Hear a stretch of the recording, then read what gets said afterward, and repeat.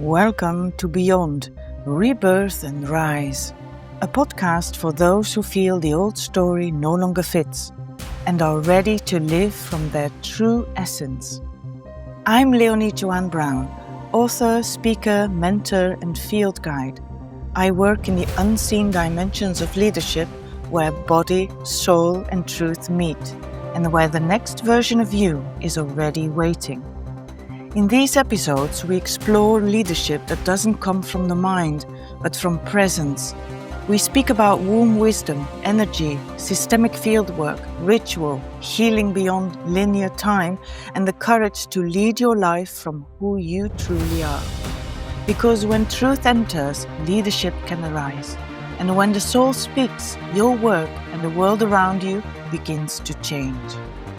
If something in these words touches you, I invite you to do more than just listen.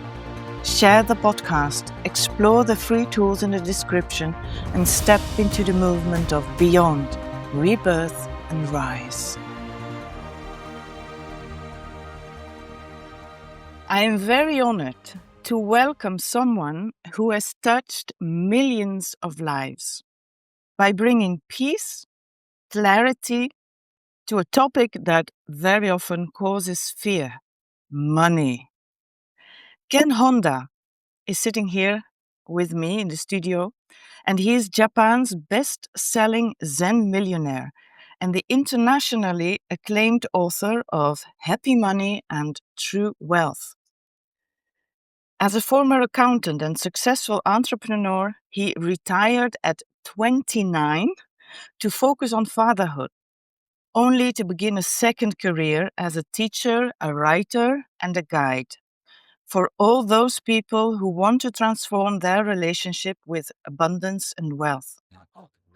His work blends a Japanese philosophy with practical financial wisdom. Ken speaks about money as energy, about gratitude, flow, emotional peace, and what it means to build wealth without losing our humanity. Today, together, Ken, we'll explore money, not as an object, but as a relationship, not as a goal, but as a mirror of how we relate to life itself. I'm very, very excited to speak with you, Ken, and welcome. It's truly an honor to have you here today. Thank you, Leonie. I'm And so happy to be here. arigato. ありがとう。 Yeah. You often say, and this is my first question, and I already mentioned it in the introduction. You always say money is not a thing, it's not an object, but it is a relationship. What do you exactly mean by that? Because it's also the essence of your work, huh? Yeah, so we think money is just paper, metal, or numbers, but what it is energy. So if we have a good relationship with money, then your money energy is happy one. And if your relationship is bad, your money energy is very unhappy. So depending on whether you enjoy life or not, whether you love what you do and bring money or not, your money energy will be different. So I help people transform their relationship with money. Yes. And I remember in your book Happy Money, you start with a wonderful story. It is a story of a woman that once upon a day, she asked you, "Can I see your Yes. wallet?" And then something happened, and it changed your life. As this is what I've been reading. Could you tell us that story, please? Because I love that story. Yes. One time a woman approached me and she asked if she could take a look at my wallet.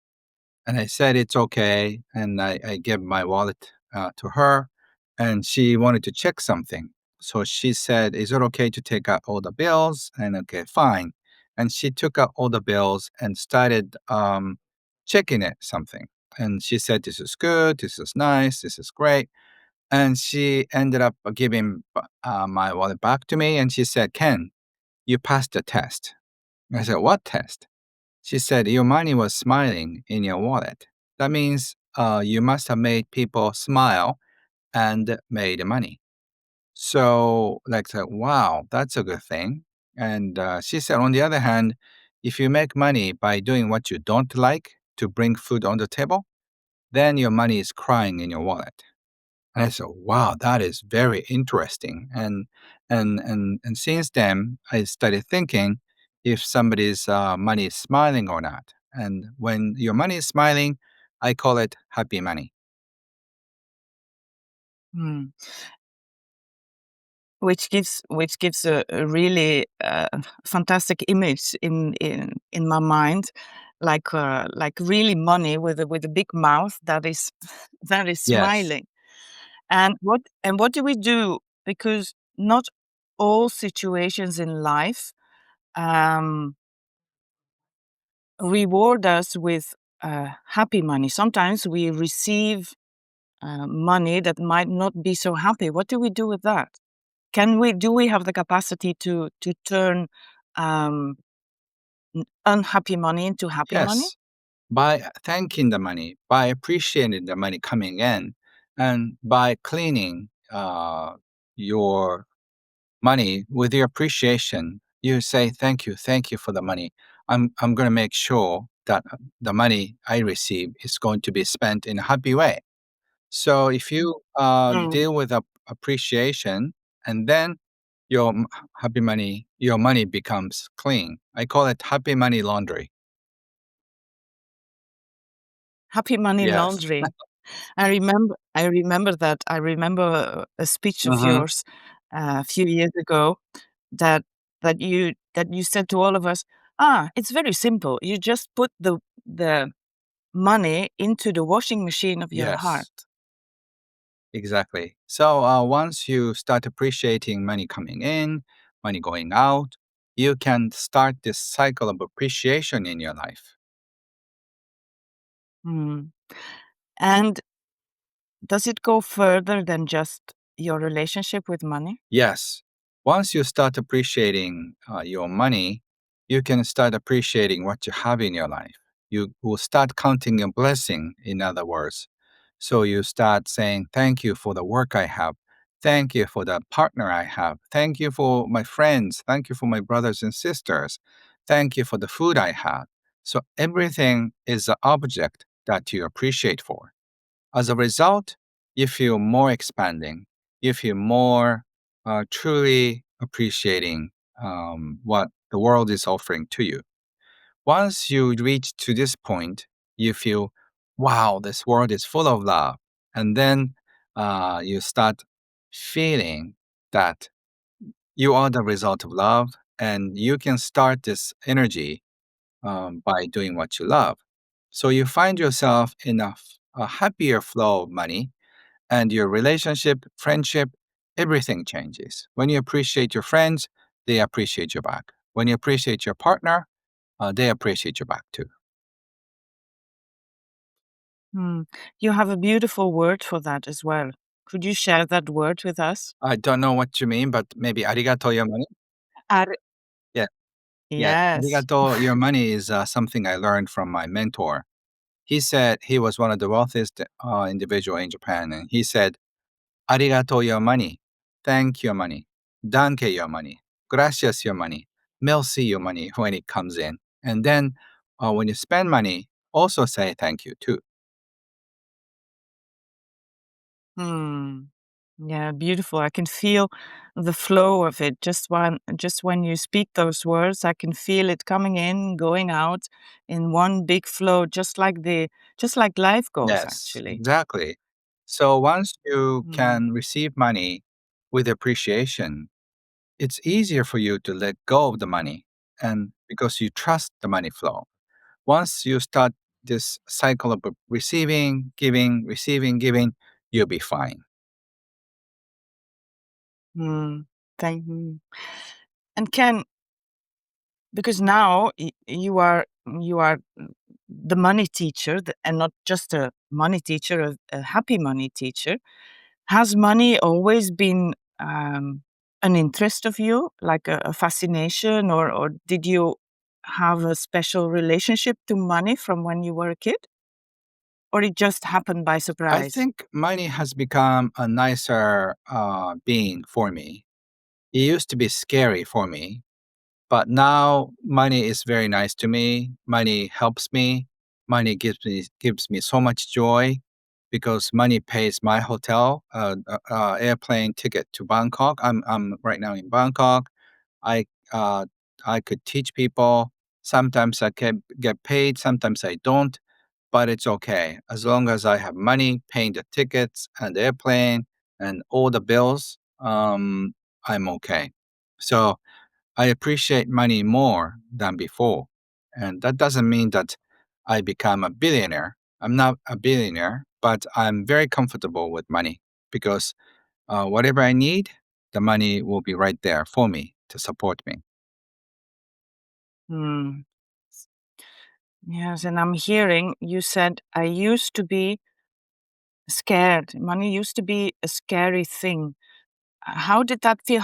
Why was that, if I can be so Yeah. curious? So Because maybe yeah. So Leonie, I really respect your work, and what we believe comes down from our parents' generation and my parents' parents, my grandfather's generation.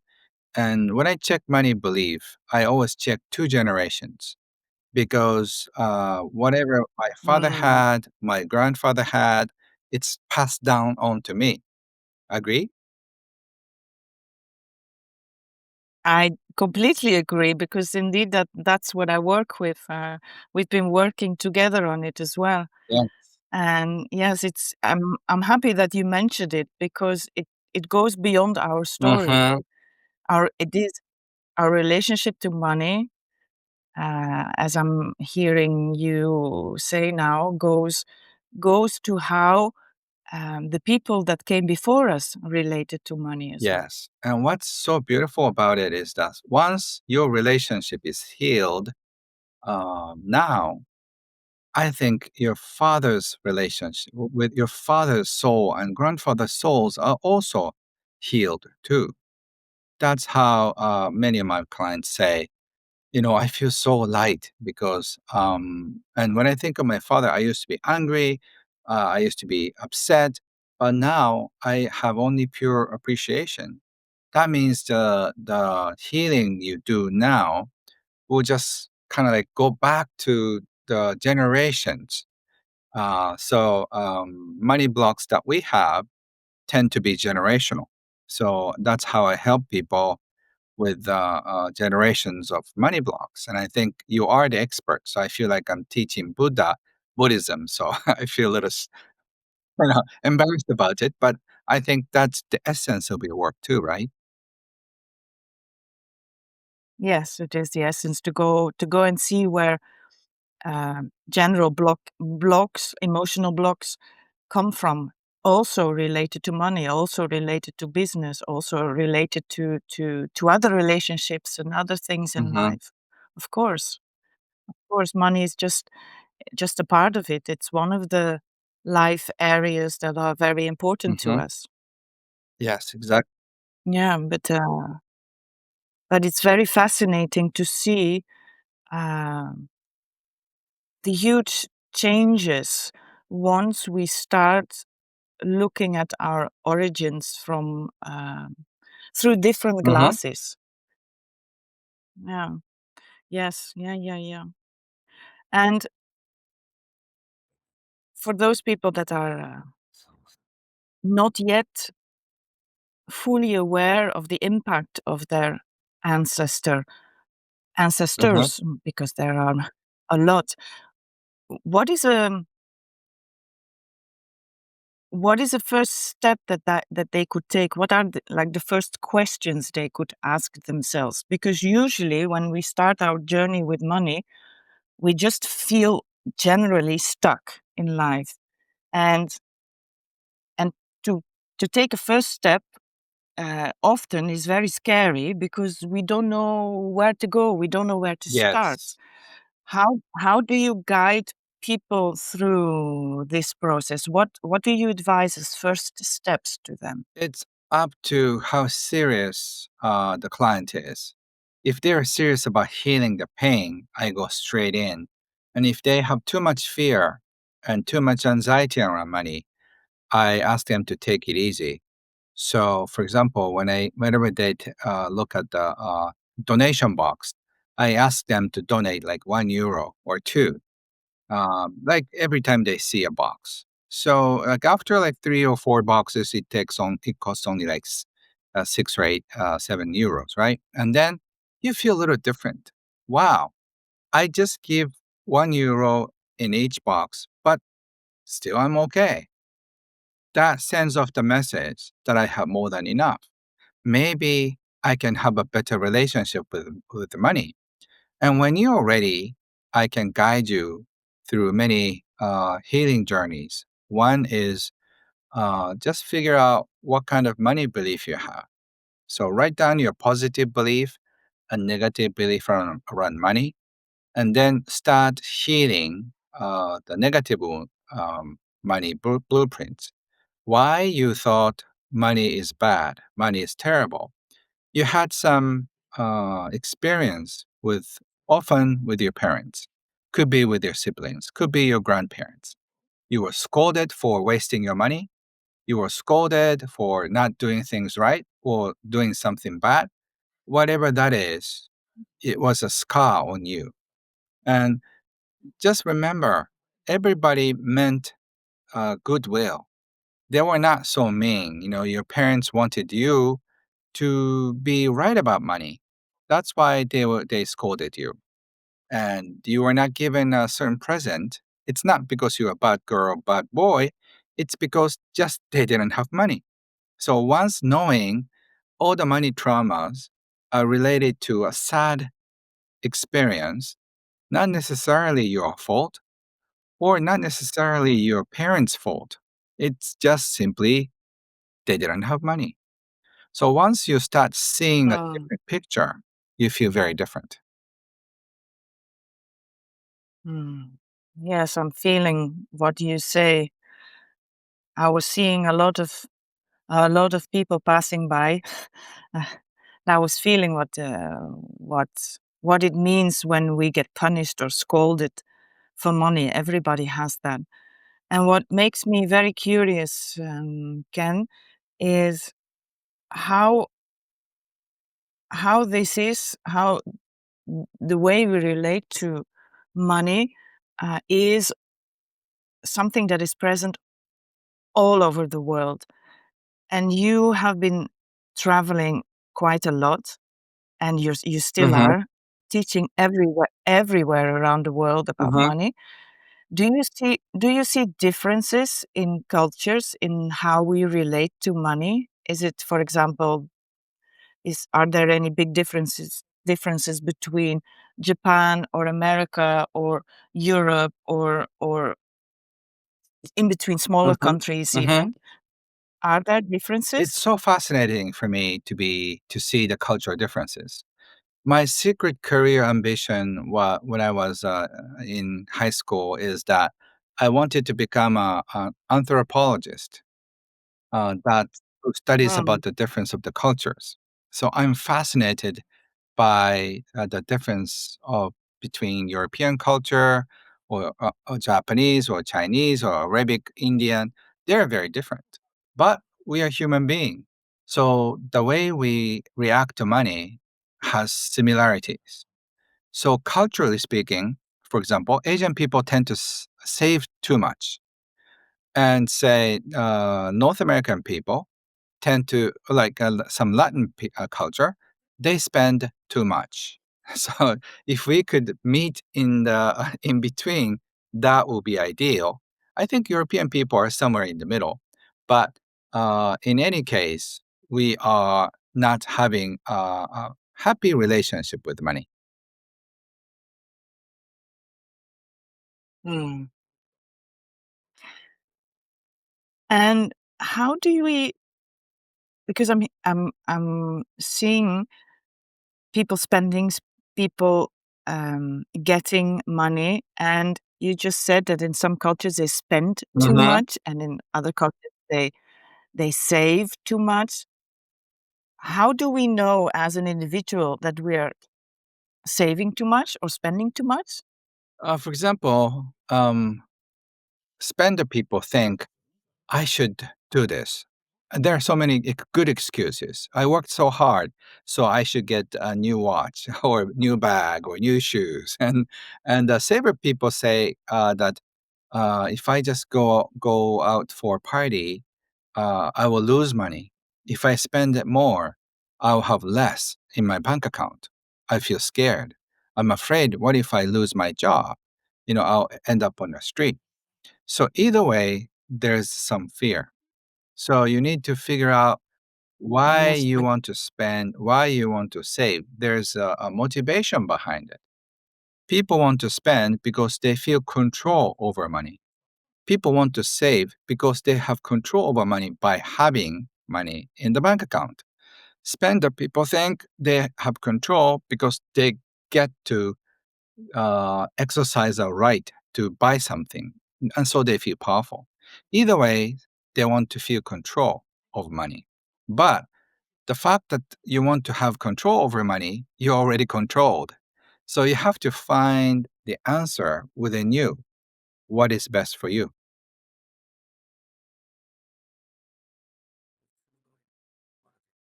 and then we come to something that is also very important in relationship to money. And these are the words that you just said. You have to find it within you. Yes. But then a lot of people will ask you the question, how do I find that within me? What can I do to go Yes. within me? So usually your partner or your friends will tell you. If you tell your friends, I think you should save money, or I think you should go out have fun. They tell you that you're off balance. So if people say like, I think you're spending too much money, you should save my money. When they say that, they observe the pattern of you're going out too much, spending too much, and enjoying too much. So you're losing stability Mm, of money. And if you just mm, keep saving money, you don't go out anywhere, you don't travel, you just stay stuck in the home, and then your friends start seeing you. You should get out of the house. You should go meet people. You should buy some clothes. You should study something so you can grow. So your friends and partner will tell you. Your husband might say, "I think you're spending too much," or the other one, you feel like you're saving too much money. Let's go out and have fun. So usually the people around you know exactly what you should, and you don't like it. mm. And is there a way to feel it within yourselves? What are the signs? For example, I'm thinking about meditation practice or finding deeper levels inside yourself. Would that help too? Of course. But you need to identify what your problem is. Because if you think you're a spender, you need to know why you are spending. And if you're a saver, if you're a gambler, if you're a money maker, if you're a warrior, why do you worry about money? You need to go to the core source of the problem. Otherwise, if you just stop spending, it will not solve your problem. If you start saving, but still your problem is emotional. So even if you change your actions, the problem is in your heart, your emotions. So you need to heal your emotions instead of taking care of the actions. Hmm. Yeah. It brings me to something else that you once said, and you gave you gave us the image. No, I remember you saying money in itself is actually nothing. It's just a piece of paper, and everything that we feel towards Mhm. money, our fears or our happiness or everything is actually emotional, is related to our past, to our emotions, to our the way we see life. And what you were just sharing, it remembered Mhm. that. I remembered that Mhm. again. It's very beautiful. Thank you. A lot of things that you are saying and writing, Ken, are very, very, very Mhm. beautiful. And yesterday I was going through your book, and give me a minute because I noted something down. Yes, there was this quote somewhere in the end of your book, and I'm going to read it to Yes. you, your Mhm. word. And I thought they were very beautiful because they actually give the essence of your work. And you wrote, if you live in the flow of gratitude, your life will be full of unexpected miracles. When we are in this kind of flow with our inner self and with those around us, we live with happy Mm. money. And what touched me in this was the word Mhm. miracles, the unexpected miracles, because that's what everyone wants in life. No, and it's not just the money; it's the feeling of living life to the full and being surrounded by happiness and miracles all the time. And my question regarding this is the miracles. Did you experience miracles that were very, very impressive to you? Yes, I keep bumping into miracles every day. Uh, with my life and also with my friends and clients' lives, I've I'm hearing it I'm hearing miracles uh, all the time because miracles do happen. You know, when you have this financial difficulty, your friend just gives so much money so you can get out of debt. Sometimes it could be from your parents, could be from a stranger, could mean that a new contract that pays off all the debt, or somebody, for example, she lost her health, she lost her work, she lost her husband, and she was at the bottom of her life. But a year later, she had, you know, she was diagnosed as cancer, so she had to uh, let go of her work too. And around the time, her husband said there's somebody that he likes, and he left. So, but she was going to see a doctor, and this doctor loved her so much. So they ended up dating, and they ended up getting married.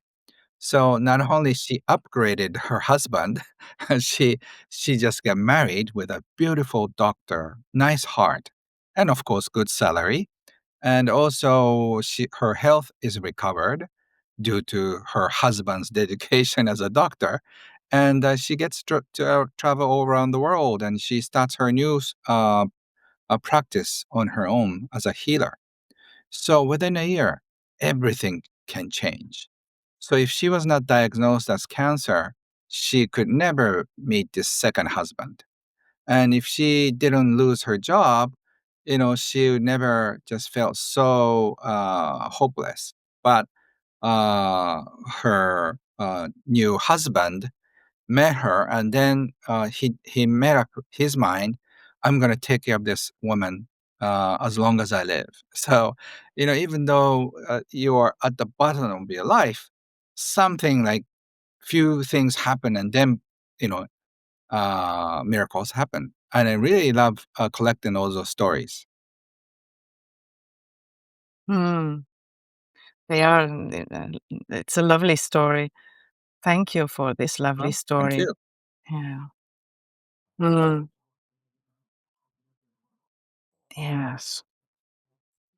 And it's also in the silence and in this arigato, saying thank you, and in the moments that we give space to things like money or space to positive thoughts, that the miracles happen. Mhm. Mhm. So, Maybe, anyways, sorry. no. Maybe I was just saying maybe a miracle is happening right now for somebody that is listening. Yes, you may not know it now, but few months later, it happens. Yeah, yeah. Thank you for sharing.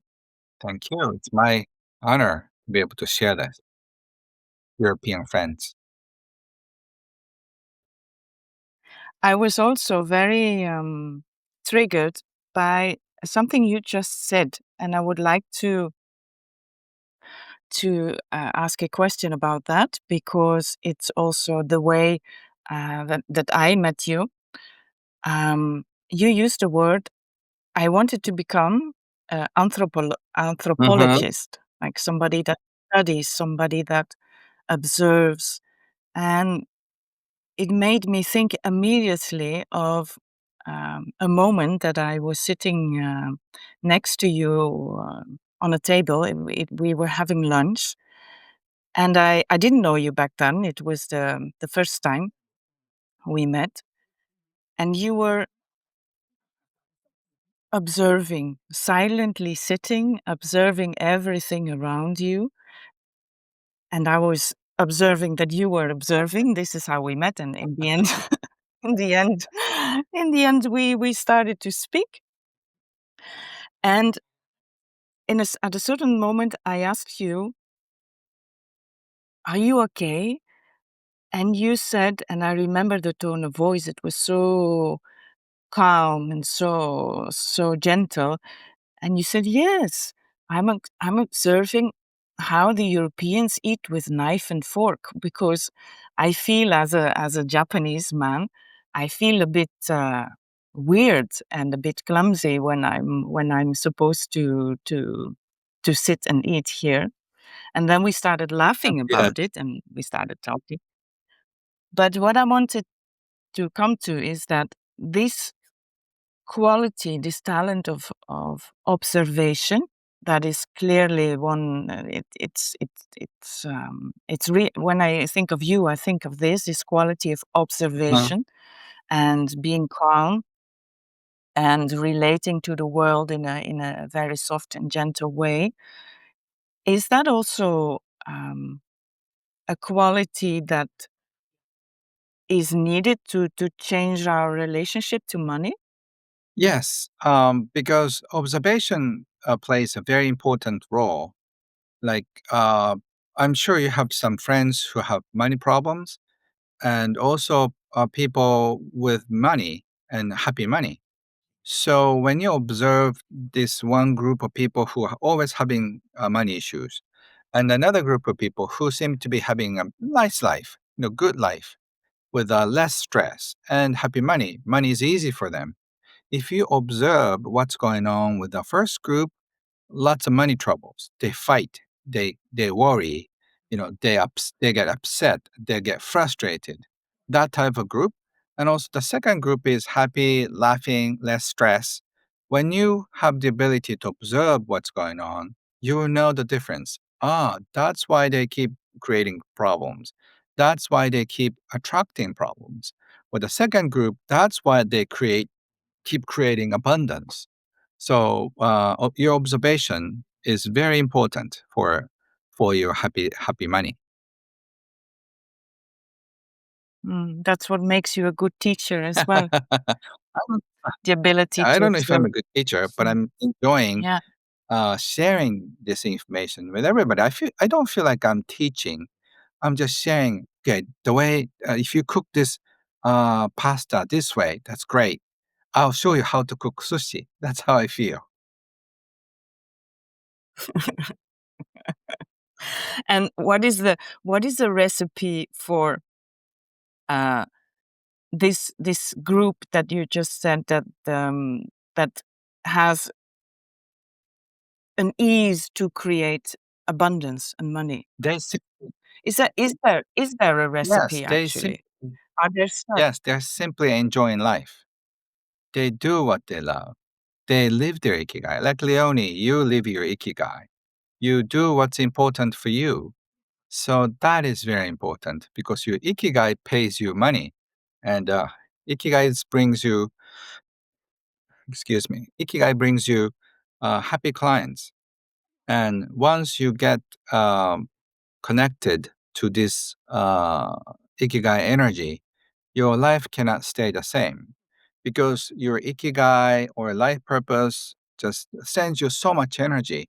You enjoy cooking, you enjoy coaching, you enjoy speaking, you enjoy writing, you enjoy singing, you enjoy traveling. I don't know what you want to do, but if you keep doing what you love, the happy energy will come to you.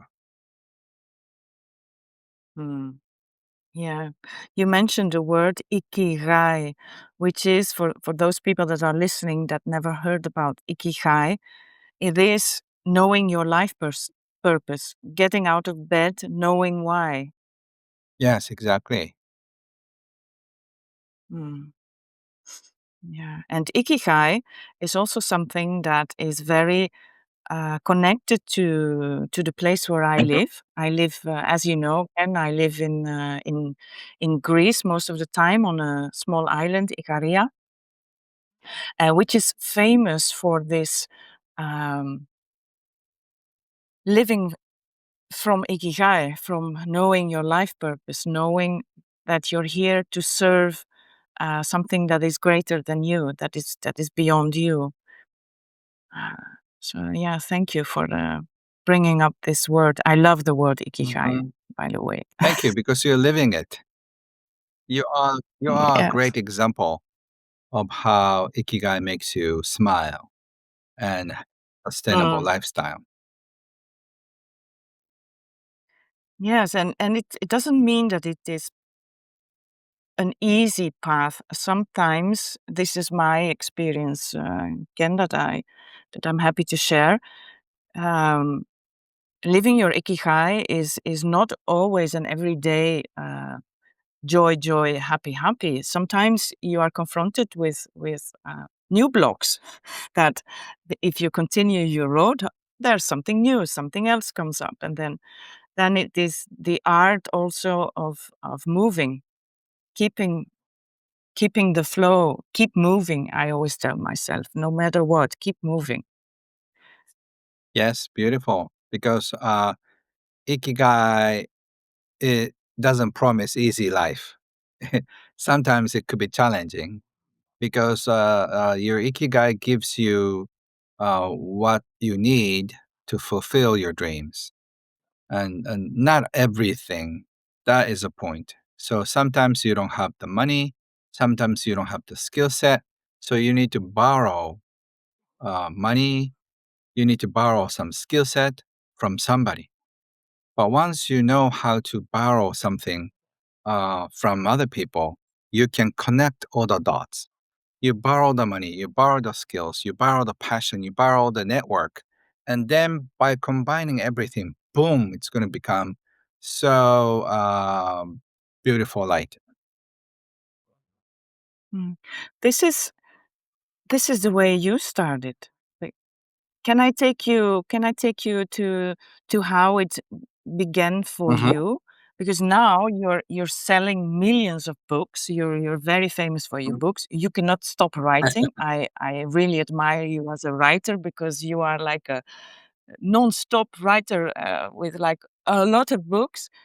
And but I remember your story uh, of how it all started with your first book and how you brought that into the world. This is an amazing story. Would you like to share that story with us? Yeah, so I retired for my baby girl 7 years ago. And I started writing uh, about happiness and money 3 years into semi retirement. And so it was 2001. And I started writing a small essay on happiness and money that turned into be booklet, a small booklet like this size, like only 20 pages. And I decided to distribute them uh, for free of charge. And I got so many requests. So I printed the first 3,000, 5,000, 5,000. I printed so many. And but You did that yes, by yourself, by yes. So yourself. by the time I gave away 100,000 copies, a publisher called me and they wanted to ask me to write a book, and which I did. That's 23 years ago, and the rest is history. Wow. But so the first book you produced yourself in by your own 100,000 copies and you just gave them Yeah. away. Is that what I Yes. So, and also I wanted to experiment the law. What you give, you receive. I wanted to know if it's true or not, and so that's how I kind of did that. So, and it's true. What I gave came back so many times. So I ended up giving away my booklets to 2.3 million people. So which cost me 3 million US dollars. So that's a lot of money to give away. But for the past 23 years, I have sold about 9 million copies of my books, which translates into about 13 million US dollars for book royalties. So I gave three, I got 10, 13. That means like I got 10 more, 10 more. So it's not just what you give will come back. No, that's not true. Whatever you give will come back to me like more than four times for me. Mhm, So that's why I recommend people to start giving. mhm. And I'm starting to understand by listening to you something very important. Um, and this is because we were just speaking about ikigai and living your life purpose and being aligned with what your soul has to do and wants to do here in this life. And on this other in this second in this other part of the conversation, you were just now going deeper into the the way giving works. You give and it multiplies and comes back to you 10 times or 13 times more. But I immediately felt when you said the word giving, it was connected to spending money, but it was not only the spending, it was spending from the intention of giving something that your soul has to share and to give in this world. Yes.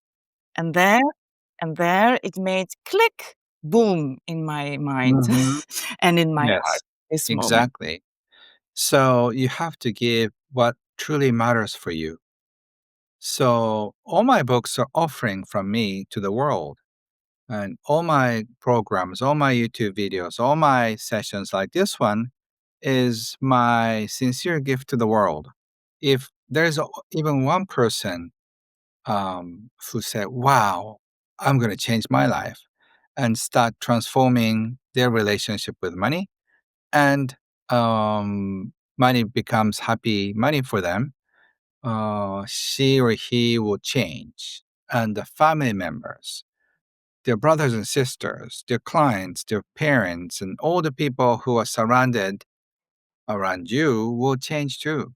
So by changing one person, you're impacting 100 and 200 people. So I've been doing this for the past some Mm, years. I have impacted millions of people personally. So I don't know how many years I can do this, but as long as I can talk and travel, I will do more for the people who are struggling with money, because money is to be enjoyed. It's not made for suffering. But since we got it all wrong because of our bad teaching from our parents, money is bad, money is terrible, money doesn't grow on trees, and stuff like that. It's so horrible. So I have a collection of horrible saying from parents. When my mother used to say in Japan, if you don't have money, you don't have a head. So I had this nightmare. When I grew up, I have no head. It's when it comes to think of it, it's funny, but it's so scary at the time. So all these brainstorming, all those brainwashing about money is so bad. So I hope you will be free from that and then start thinking money can be your friend. That's my sincere hope. Mm. I always thought, and this was a difficult one for me, that I had to work hard to have Yes. money. That because this is what I have been learning and Hmm. hearing my whole life. You need to work hard for your money. If you don't work hard, no money will come. And this was was quite a journey to step away from that.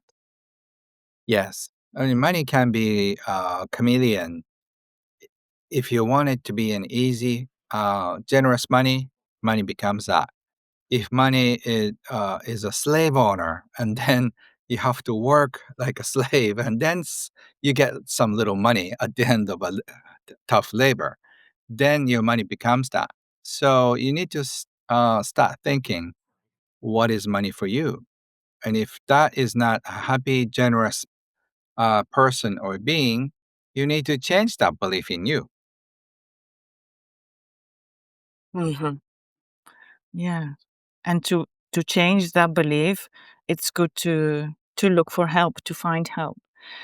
Are there any resources or books or um, apps or things about your work that you could recommend to the listener? Yeah, so I'm translating a lots of stuff from Japanese into English.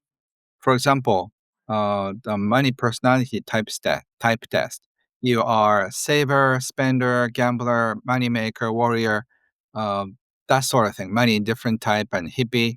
By answering a few questions, you get to know which one is yours. So I have many different quiz on my website, kenhonda.com, and I teach English online too. And also, I fly to Europe and US and India once or twice a year. So I hope sometime in the future I see you in person. So we get to have fun and Yes. talk about money, and we cry, we laugh, and we eat and dance. That's what I want to do in the world. Mm, yeah. I'm looking forward to you coming back to Mhm. Europe next Yes, year. definitely. Mhm. But happy to share. So again, for my listeners, go to Ken's website and you'll find a test where you can find out what kind of personality you are in relationship to money. And about your future, Ken, I'm hearing you travel a lot. I feel your love for the travel, your love for exploring. I know you also as a very curious human Mhm. being, Mhm. always ready to learn, always ready to immerse sorry, into new cultures.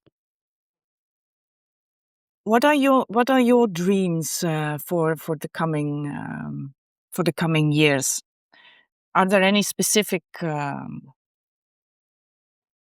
countries you would still like to visit, or I don't know? Yes, definitely. I want to visit a place like Croatia, Greece, and also Egypt. And that part of Mediterranean places. I've been reading about it for decades, but I haven't been.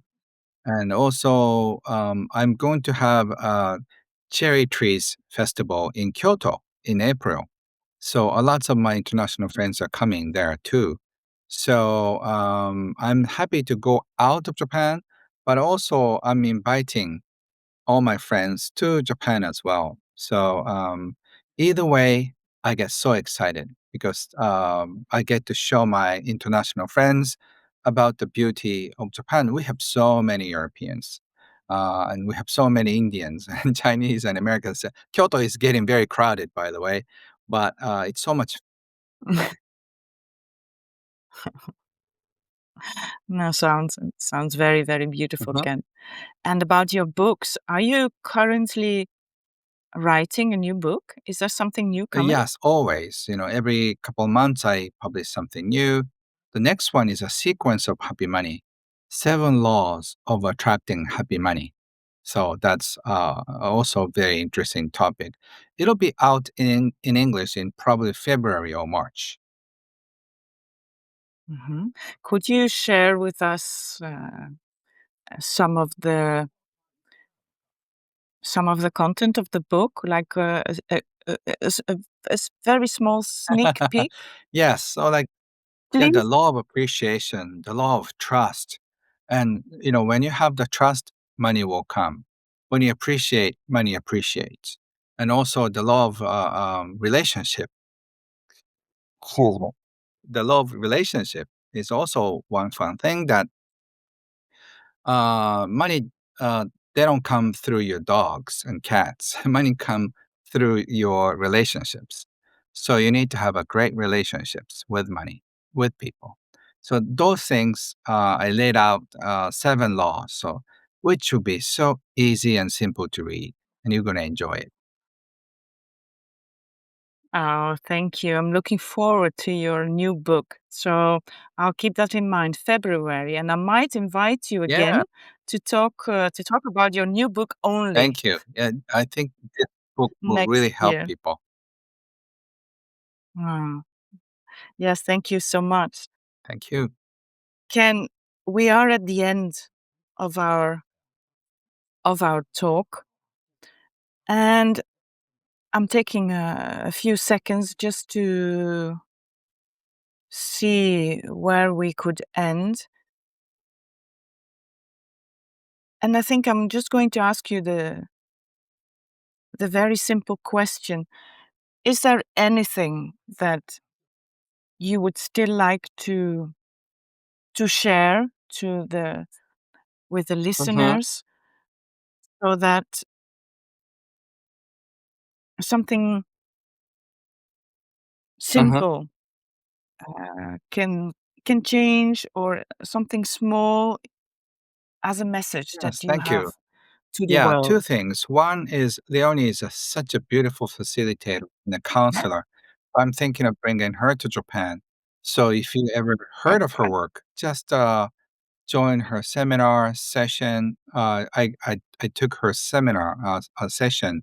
It's so beautiful. So when the time comes, I want to invite her to Japan because Japanese people can heal generations of blocks, not only money. So her work is so deep, and I really appreciate you for that. And the second book is once again appreciation. Once you notice appreciation is a key, you start thanking your money. You're thanking your family, thanking the clients, thanking the home, thanking your car, thanking for whatever you have.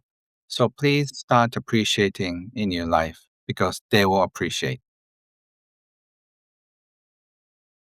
And let me give you the good example.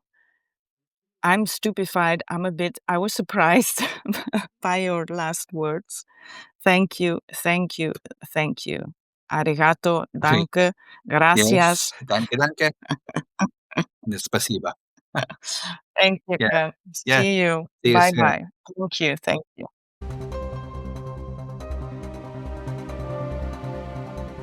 Thank you so much for listening. If this touched something in you, let it travel. Share the episode so the field can grow. I'd love to hear what moved in you, and you're welcome to reach out with any questions or reflections. I always enjoy connecting. And remember, this is only the first layer. If you feel it's time for a real shift in your life, you're welcome to go deeper with me through mentorship, training, or retreat. All information and free downloads are waiting for you via the link in the description.